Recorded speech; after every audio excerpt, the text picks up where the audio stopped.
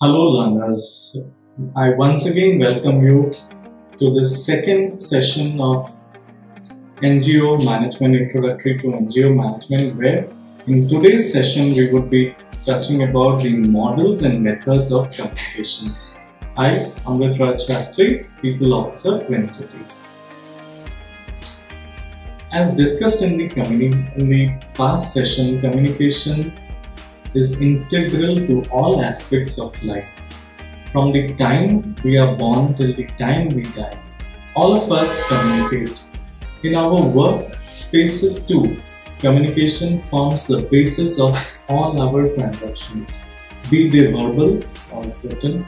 We need to understand the dynamics of human communication in order to avoid common pitfalls of dysfunctional communication and become efficient communicators of ourselves. Whether it's a manufacturing unit, whether it's a retail outlet, whether it's an educational hub, whether it's the secretariat, whether it's the factory, whether it's an NGO, or whether it's a play school or college.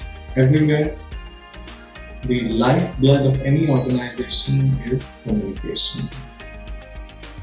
As adopted from Brent in 1988, human communication is the process through which individuals in relationships, groups, organizations and societies create, transmit, aid, use information to obtain an understanding, response in order to organize with the environment and with one another.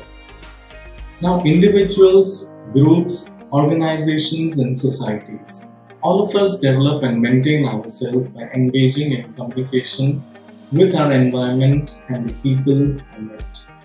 Communication is our link to the world, our means of expressing ourselves, influencing others, making impressions and most importantly, forming relationships. From the most casual of interactions on the bus or in a shop to the most intimate exchange between friends, lovers, family, communication is the means of relating, sharing, expressing and exchanging ideas, feelings and thoughts. Communication is also essential for formal exchanges in groups, organizations and societies. It is through communication that we create a web of connections that allow us to set goals, meet needs, exchange ideas and take collective action. When we talk of information, we are referring to the message that is created, transmitted and used by two or more communicators to arrive at an understanding. Creation, transmission and use of information for an understanding response. Now, if you look at the process of communication, a process is an activity that has several distinct but interrelated steps that take place over time. When we organize a meeting in the community, it is not a single one-time activity. We try to know more about the community, understand the dynamics, arrive at an agenda, find a suitable place and time, pass on information about the meeting prior to the event. Similarly, a disagreement with a co-worker or family has a history of several interrelated events occurring over time. Now, coming on to the models. If we date back to 1940s and 1960s, a political scientist by name Harold Lasswell developed his model in 1948 as a result of his work in the area of propaganda. According to him, communication process could be best explained through the statement, who said what to whom, in what channel, with what effect. This was one of the early models of communication, the Lasswell model of communication, where who could be referred to as the speaker, what, the message, channel, the medium, whom, audience or listener, and 5, the effect or the feedback. Components of Lasswell model would be who, the sender, say what, the message, says what the message, channel, the medium, to whom, the receiver, with what would be the effect about. Then a year after Lasswell proposed his model, Claude Shannon made public the research he had undertaken for Bell Telephone to study problems of signal transmission. Shannon and Weaver's model is based on this work, and they were the first to introduce the concept of noise in communication process. According to them, voice was any distortion that interferes with the transmission of the message from the source of destination. Their view of communication was also broader than Lasswell. It went beyond the verbal or written message to include art, music, theatre, and all human behavior that may affect the mind. I repeat, the view of communication was also broader than Lasswell, where Shannon and Weaver said that it went beyond the verbal or written message to include art, music, theatre, and all human behavior that may affect another mind. Models of communication. Wilbur Scarum in 1954 developed his model where he saw communication as a powerful effort to establish commonness between a source and receiver, noting that the word communication is derived from the Latin word communis, which meant common. Scarum described his model in the following words. A source may be an individual who might be speaking, writing, drawing, gesturing, or a communication organization like a newspaper, publishing house, television station, or motion picture studio. The message be in the form of ink on paper, sound waves in the air, impulses in electric current, a wave of hand, a flag in the air, or other signal capable of being interpreted meaningfully. The destination may be an individual listening, watching, or reading, a member of a group such as discussion group, a lecture audience, a football crowd, or a mob, or an individual member of a particular group we call the mass audience, such as the reader of a newspaper or viewer of television, as cited in Brent 1988. According to Scarum, whether or not a message is received at the destination in the manner intended by the source dependent on the commonality of experiences. Example, a common language, common background, and a culture. He called this field of experience which, if uncommon, would result in the message being interpreted inaccurately. Scarum model of communication has encoder, interpreter, the decoder, the message, and again the encoder would have a decoder who would interpret it and then encode it, and the circle continues. The most contemporary view of communication, the transactional, takes all the elements of the models discussed above and builds on them. From the transactional viewpoint, instead of a two-way flow, simultaneous processes are going on all the time, both verbal and non-verbal. In transactional communication, all behaviors are communicated as per Tubbs and Moss 1980. Tubbs and Moss have very well defined the transactional model as a communicator who sends the information through a messenger or a channel to the receiver. There is communicative stimuli, there is channel interference, then communicated to receiver input and sender communicative stimuli, channel and interference. So what we wanted to say is the communication process is an ongoing process and it goes on in the presence of the communicative stimuli, the channel, interference, communicator 1 or 2 followed by a feedback. Moving on to the methods of communication, communication has oral, written and body language. If you look at organogram of Ruchika Social Services, we have the steering group, the executive body, managing committee, general body, the community and the projects body. Ruchika's communication skills would comprise of the presentation skills, negotiation skills, writing skills, influencing skills, cross-cultural communication, win-win conversation, and good community rapport. And last but not the least, and most important, is the teamwork. Ruchika's strategy of communication with the donors will include the written communication, study of periodical reports, presentation on by senior management team, third-party evaluation, integration with target participants, interaction with target participants, discussion with community, study comparative progress reports, study research report, donor assessment, field visit. It starts with written communication and ends with written communication. And the process continues with the other things like studying periodical reports, presentation by senior management team, third-party evaluation, interaction with target participants, discussion with community, study comparative progress reports, study research reports, donor assessment, and field visit. Attributes of oral and written communication.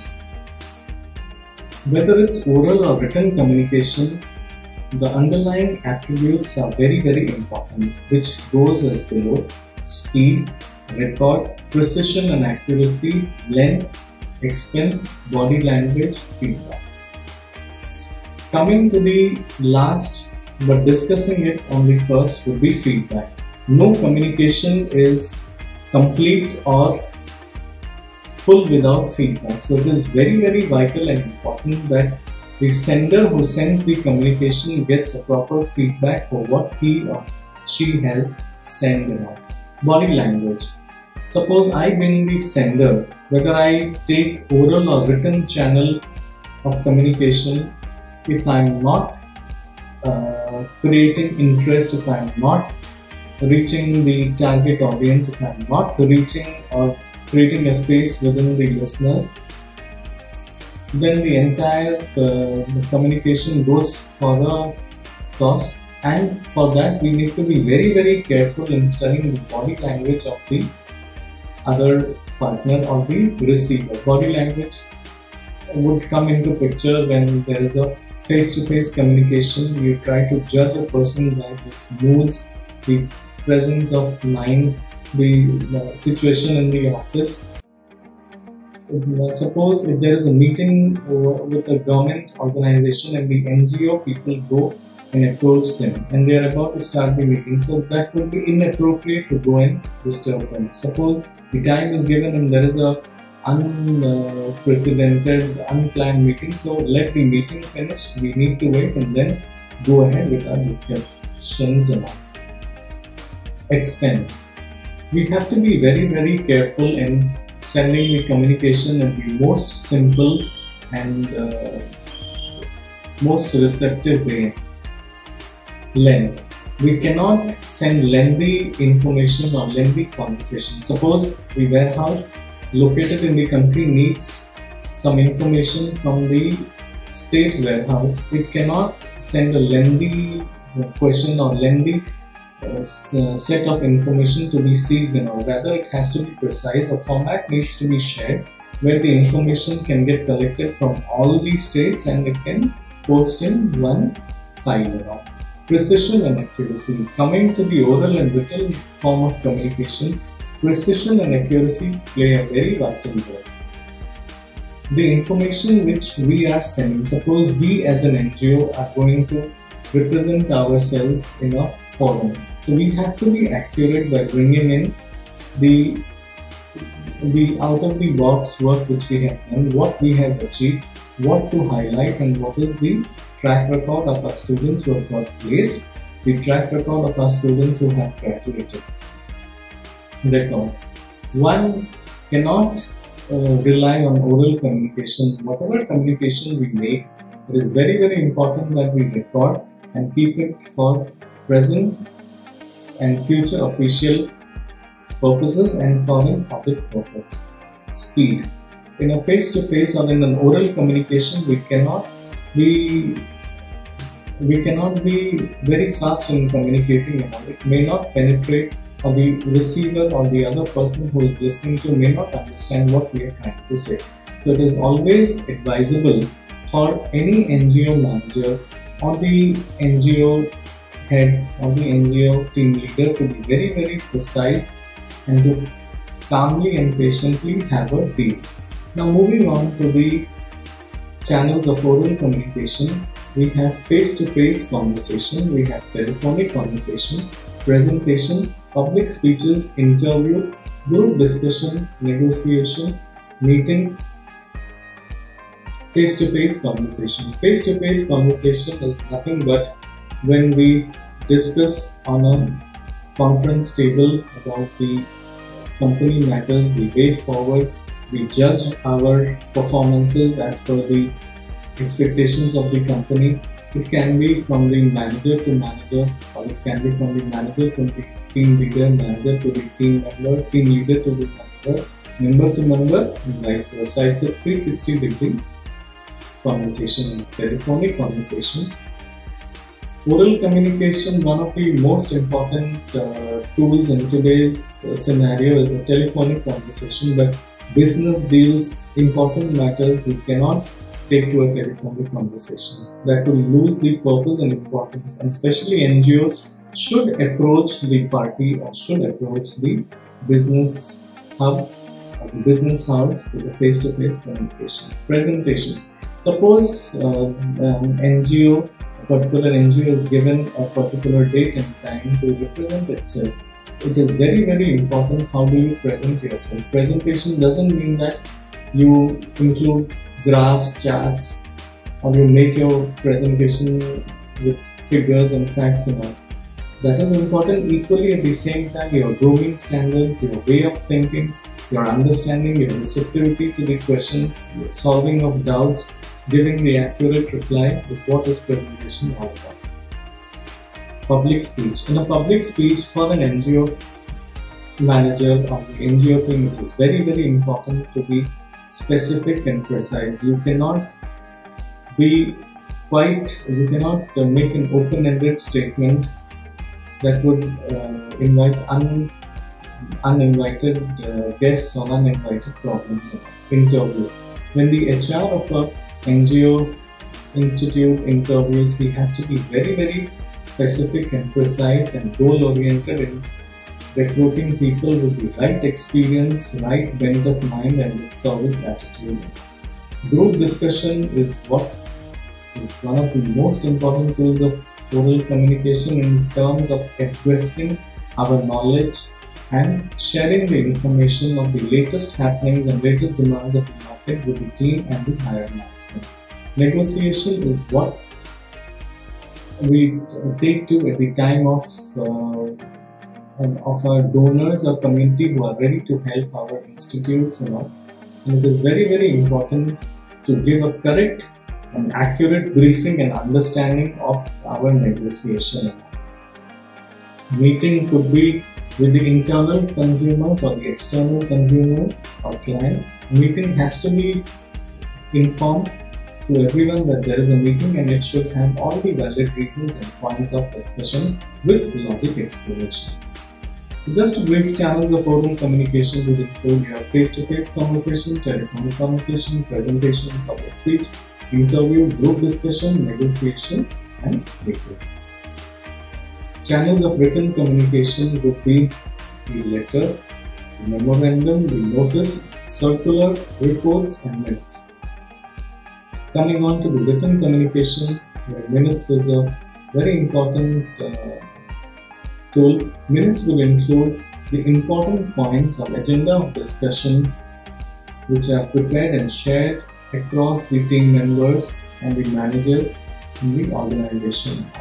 Report would comprise of the financial reports or the placement reports which the NGO has fared in the bygone year of 2019 and 2020. Circulars would be, so in a pandemic situation where there are alteration in timings and there are alternative staffs who come in alternative ways, so there could be a circular on that. That is known as a circular, which is in written form. Notice would be a notice pertaining to any decision which has been taken in terms of employees fitting within the boundary walls of the NGO building or outside. or obtain a change in timing. Memorandum would be a memorandum from the government which has come as a matter of the norms and rules and regulations which we need to follow. And letter could be a letter drafted by the CEO to the government for seeking additional funds or the support in terms of time. This is what written communication would comprise of. Last but not the least, written communication should be very specific, simple, objective, focusing on the main points and areas of improvement and the agenda. Non-verbal aspects of written communication would be the color, pictures, diagrams, graphs and charts, maps, signs and signals, auditory symbols like sirens, whistles, bells, buzzers, beeps and tunes. Body language. Now, if I have to visit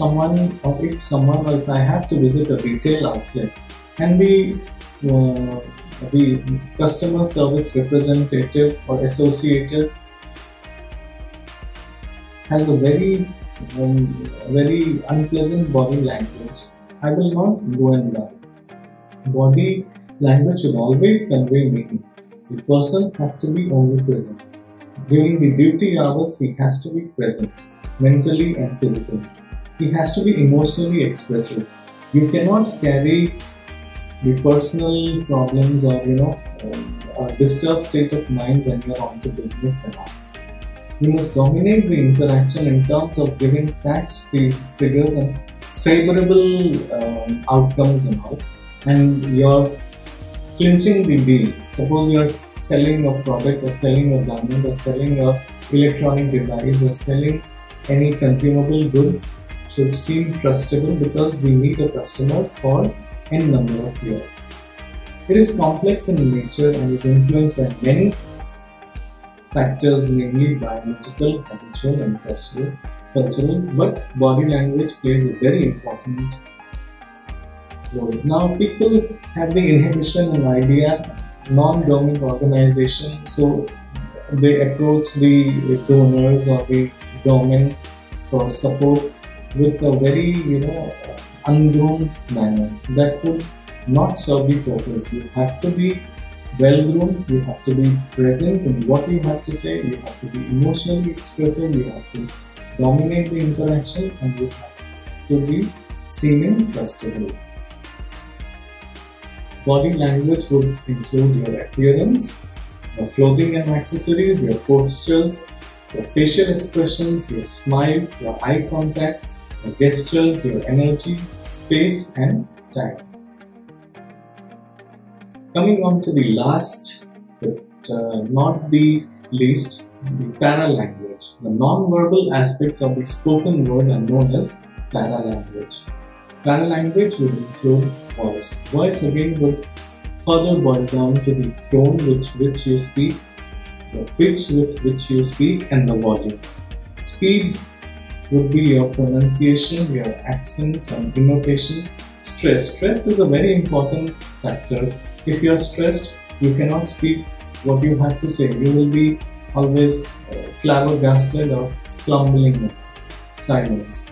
Most important thing, when a person is silent, we mistake him or her to be, docile and, timidness and all. But silence, when you read a person's face and try to understand, silence speaks a lot. Just to wrap up and just to conclude what we have studied in today's session is the models and methods of communication. Where individuals, groups, organizations and societies have been playing a major role and are very, very important in having a communication. We then dealt with the Harold Lasswell model of communication, who explained that through the statement, who said what to whom in what channel and what effect. Then we went on to the Wilbur-Scarum model of communication. One of the most touchy and the most important model is the transactional model of communication. In methods of communication, we have oral, written and body language. What we have learned, the NGO Ruchika is using them in the most perfect manner, where they are giving importance to presentation skills, negotiation skills, writing skills, influencing skills, cross-cultural communication, win-win conversation, good community rapport, and teamwork. Ruchika strategies for communication with donors will include written communication, study periodical reports, presentation by senior management teams, third-party evaluation, interaction with target participants, discussion with community, study comparative progress report, study research report, donor assessment, and field visit. Attributes of oral and written communication. Oral and written communication are governed, framed, and checked by the speed, record, precision and accuracy, length, expense, body language, and feedback. Channels of oral communication: face-to-face conversation, telephonic conversation, presentation, public speech, interview, group discussion, negotiation, and meeting. Channels of written communication: letter, memo, notice, circular, report, and minutes. Non-verbal aspects of written communication: color, pictures, diagrams, graphs and charts, maps, signs and signals, and auditory symbols with reports, sirens, whistles, bells, buzzers, beeps, and tunes. Body language is very important. Body language conveys meaning, that is, you have to be omnipresent, you have to be emotionally expressive, dominate interaction, seem trustable. Body language is complex in nature and is influenced by many factors, namely biological, habitual, cultural. Body language will be a person's appearance, clothing and accessories, posture, facial expressions, smile, eye contact, gestures, energy, space and time. Paralanguage will be the non-verbal aspects of the spoken words are known as paralanguage, which are voice, tone, pitch and volume, speed, pronunciation, accent and intonation, stress, silence, which is often mistaken, but it is one of the most important tools of communication. So thank you very much for this session, and we would come up with further more learning and further more modules. Thank you very much, learners.